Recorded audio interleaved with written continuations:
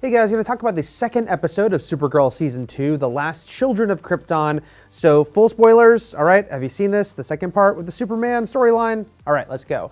This was the end of this two-parter with Superman, and I do think that's the right call. I mean, I loved having him on the show. As Terry and I discussed in our video about the first episode of the season, he works so well, the two of them work so well together, but at the same time, it imbalances the show. As long as Superman is a part of the show, you can't really move on with the normal day-to-day of Supergirl and all the supporting cast especially.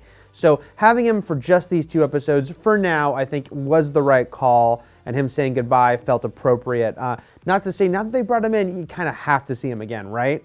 And this episode raises a lot of possibilities as far as future team-ups. And look, in this episode, he teamed up with Martian Manhunter in a direct way, and you start to think about the Justice League, and you start to think about, of course, Arrow and the Flash, and the fact that now they coexist with Supergirl in this multiverse.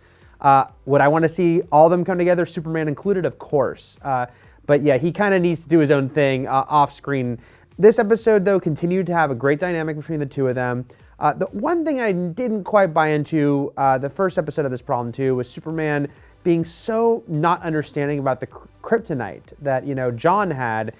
The funny thing is, no one brought up the obvious reason to defend it, which is, hey, we dealt with a bunch of evil Kryptonians last year. I know with the network switch, they're probably trying not to evoke too many past events, but it just seemed kind of glaring, right? Like, there was a reason we needed kryptonite very recently.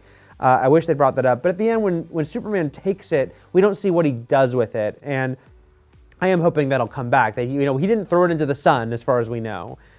So hopefully maybe he buried it somewhere, and if they need it, save for that guy who they just, found in the ship. We haven't even really dealt with him.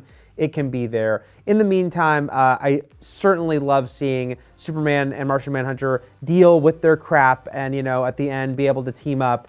Supergirl is a very appealing show that, of course, has a cheesiness to it, too, that is also kind of somewhat part of its appeal. So at the end, seeing the, parallels of Superman fighting alongside Martian Manhunter, while Supergirl got to fight alongside Alex with the armor after they had some issues. It's one of those things that's kind of dorky, but really, really easy to root for and like, which is kind of an epitome of Supergirl often. So again, if you can embrace that sort of fun, more goofy side of the DC heroes, this show is really, really something that can be very crowd-pleasing. And I think these first two episodes of Season 2 have really nailed that. And Superman was a part of it, but he wasn't the only thing. I have to say Supergirl saying her line about "now's the part where I punch you in the face" or something like that to one of the Metallos was great. Love the Superman in this show, but now it's time for Supergirl to really, again, be the sole focus of her own show, and hopefully, I think we will see Superman down the line. What did you think? Did you think that this was the a right amount of time for Superman to stick around on the show? Or do you think he should have stuck around for a few more episodes? Let us know in the comments. And for plenty more on all things Supergirl and all things DC shows on CW, keep it here at IGN.